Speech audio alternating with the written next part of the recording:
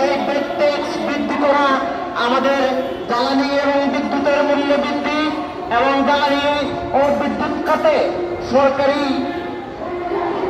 ভর্তুকি বন্ধ, এই সবই আমাদের বাংলাদেশের জনসাধারণের, আমরা জনসাধারণের পক্ষে, জনসাধারণের প্রতিনিধি হিসেবে, আমরা সামাজিক কর্মী হিসেবে আমরা এর তীব্র নিন্দা ও প্রতিরোধ জানাই।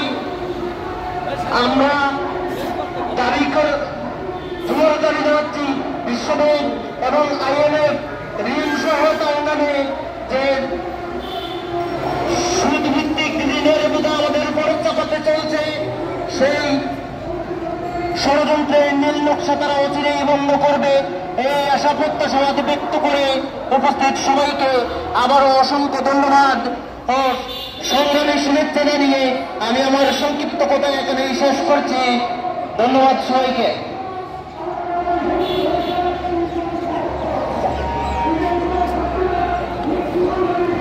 প্রতিবাদ করার জন্যই আমরা এখানে দাঁড়িয়েছি।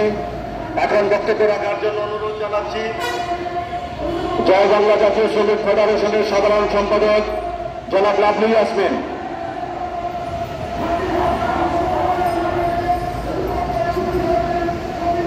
সবাইকে সংগ্রামী শুভেচ্ছা। সংগ্রামী সাথী ও বন্ধুরা, আপনারা জানেন কেন আজকে আমরা এই জাতীয় প্রেস ক্লাবের সামনে সমবেত হয়েছি। ইতিমধ্যে বিভিন্ন বক্তারা বলেছেন, গত 15 এপ্রিল থেকে 20 এপ্রিল ওয়াশিংটন ডিসিতে বসন্তকালীন সভা চলছে। নামটা বসন্তকালীন হলেও এই সভায় ষড়যন্ত্রকারীরা বসেছেন বিশ্বের দরিদ্র দেশগুলোকে কিভাবে তাদের সম্পদ, তাদের অর্থকে লুট করে নেওয়া যায়, সেই ষড়যন্ত্রের সভা হচ্ছে। আমরা আজকে 19 এপ্রিল জাতীয় প্রেস ক্লাবের সামনে এর বিরুদ্ধে প্রতিবাদ করছি। আমরা দাঁড়িয়েছি IMF বিশ্ব ব্যাংকের বিরুদ্ধে। আপনারা জানেন IMF বিশ্ব ব্যাংক হচ্ছে একটি লুটেরা ব্যাংক।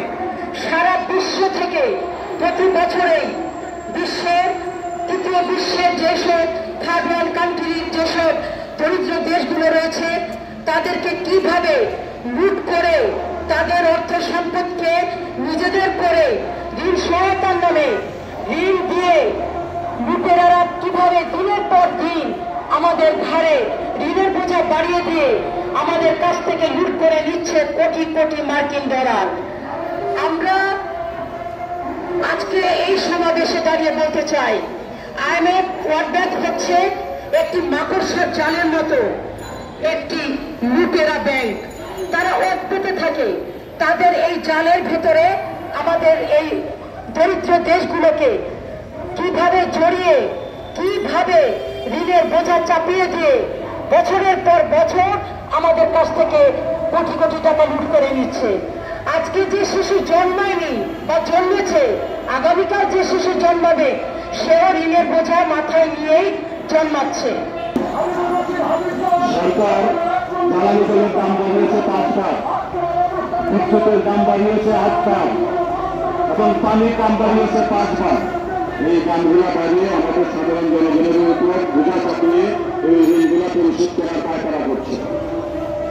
এখন বক্তব্য রাখার জন্য অনুরোধ জানাচ্ছি কোচ ফাউন্ডেশনের যুগ্ম পরিচালক PMD ফোকাল উমর ফারুক ভূঁইয়া।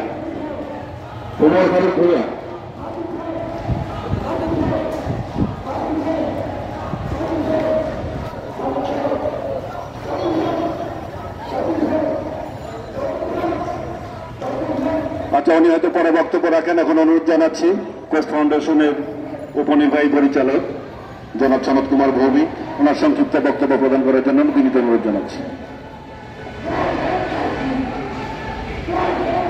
ধন্যবাদ মাননীয় সঞ্চালক এবং আজকের আমাদের মানববন্ধনের সভাপতি। আমরা সংগ্রামী বন্ধুগণ, আমরা জানি আমরা এখানে এসেছি, আজ ওয়াশিংটন ডিসিতে মিটিং চলছে, বসন্তকালীন মিটিং চলছে। সেখানে বলা হচ্ছে IMF, ওয়ার্ল্ড ব্যাংক সবাই মিলে আমাদের দরিদ্র দেশকে ঋণ দেবে। তারা সহায়তা দেবে না। তাদের কারণে আমরা ক্ষতিগ্রস্ত হচ্ছে, কিন্তু তারা ক্ষতিগ্রস্তের জন্য কোনো টাকা দেবে না, তারা ঋণ দেবে।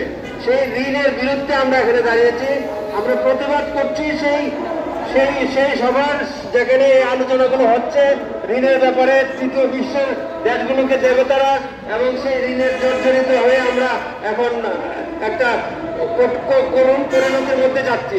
সেইখানে আমরা বলতে চাই আমরা সেই ঋণ নেব না, আমরা নিজেদেরকে এইভাবে গড়ে তুলতে চাই। আমরা চাই তারা অনুদান দিক।